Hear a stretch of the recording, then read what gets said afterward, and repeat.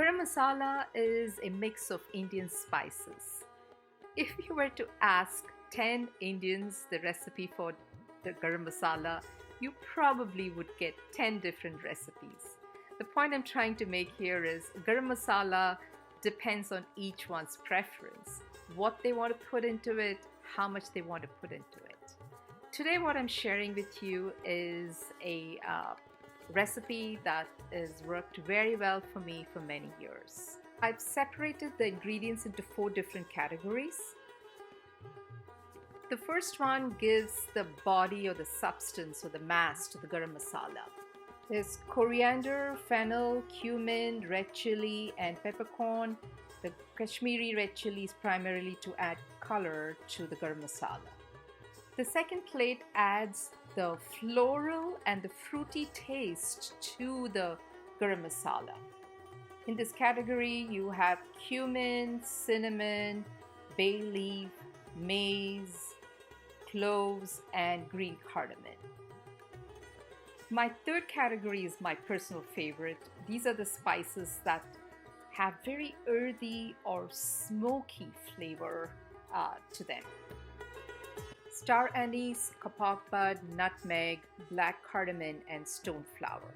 Aha, this is the naughty one, the poppy seeds, which is got from the opium plant. And it has a very nutty flavor and taste. And I like to add this to the other fruity, smoky, and earthy flavors of the garam masala. We're going to group these spices and roast them in groups because they have their own roasting temperatures. Heat up a broad-based pan. Remove the seeds from the chili and add the chili first. Then you add the coriander next.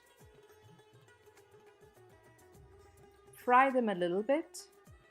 And the thing to remember about these spices is you don't want to roast them 100%. You want to stop when they're roasted at 60% because it's also going to generate more heat when you put them in the mixer or the grinder.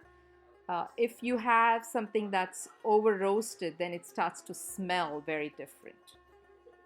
And the reason why we roast them is to get all the essential oils from the spices.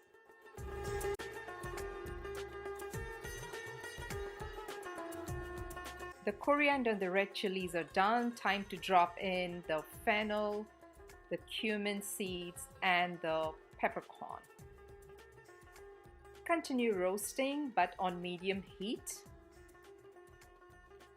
Set aside the first batch of spices and time to add in the rest. I cut the bay leaves into small pieces. I break the cinnamon into small pieces, and then rest of it can just go in the way it is. Make sure your heat is always in medium. The nutmeg is a problem child. Literally, it's a very hard nut to crack. So what I do is I have the powdered nutmeg, which I'm going to add right at the end. Continue roasting and stop when you think it's almost like 60 to 70% done. Never grind the spices when they are still hot. Let it cool down to the room temperature and then you can start grinding. First goes in the hard spices, the chili, the cinnamon, the bay leaves, probably the black cardamon, and once you run it, then you add the rest of the spices. The first batch is half done. That means it's only 50% ground. Add rest of the spices and continue grinding till you get almost a fine or semi-coarse powder. So here is the end product, garam masala. Right now, my kitchen is smelling so good.